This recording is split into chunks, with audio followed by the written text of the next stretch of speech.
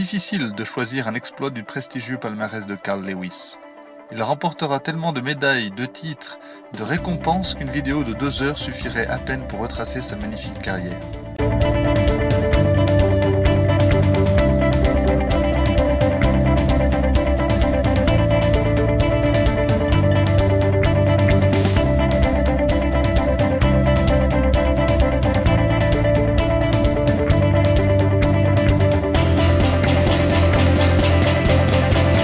La finale du 100 mètres lors des championnats du monde de Tokyo 91 mérite une place à part. Frederick Carlton Lewis, dit Carl Lewis, né à Birmingham dans l'Alabama le 1er juillet 61, a durablement marqué l'athlétisme de 1980 au début des années 90 sur les épreuves du 100 mètres, du 200 mètres et du saut en longueur.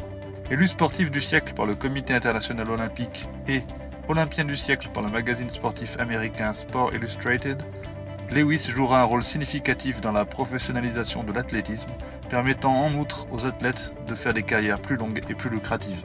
Pour ceux qui veulent des chiffres, Carl Lewis, qu'est-ce que c'est ? C'est 4 médailles d'or lors d'une seule édition des Jeux Olympiques, ceux de Los Angeles en 84, égalant le record de Jesse Owens à Berlin en 1936. C'est 9 médailles d'or aux Jeux Olympiques entre 84 et 96, égalant le record de Paavo Nurmi, le Finlandais volant. 4 médailles d'or dans une même discipline de l'athlétisme, en l'occurrence le saut en longueur, sur 4 éditions consécutives des Jeux Olympiques, de 84 à 96, égalant le record d'Alo Herter, réalisé au lancer du disque de 56 à 1968.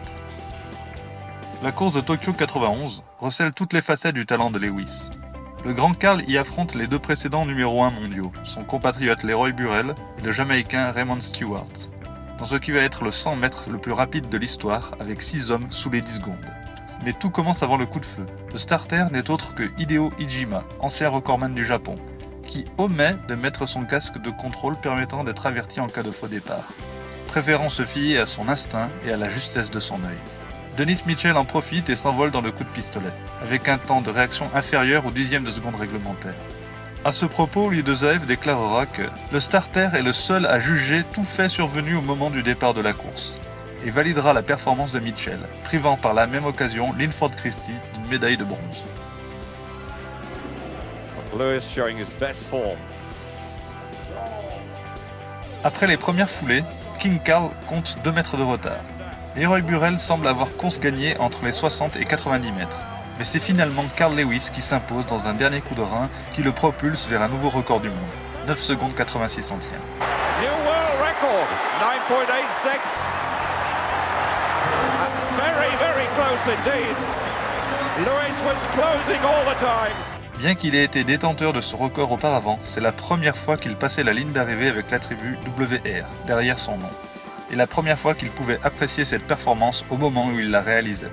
Les larmes aux yeux, il déclarera « La plus belle course de ma vie, la meilleure techniquement et la plus rapide. Et je l'ai faite à 30 ans. » Dans cette course folle, et outre ce record du monde, Linford Christie réalisera un nouveau record d'Europe, 9 secondes 92 centièmes, et Frank Fredericks un nouveau record d'Afrique, 9 secondes 95 centièmes. La façon dont le triple champion du monde a rétabli une situation compromise est tout simplement exceptionnelle. Ce sera son dernier record sur 100 mètres, record qui sera battu le 6 juillet 1994 par son compatriote et copain d'entraînement Leroy Burrell dans un chrono de 9 secondes 85 centièmes.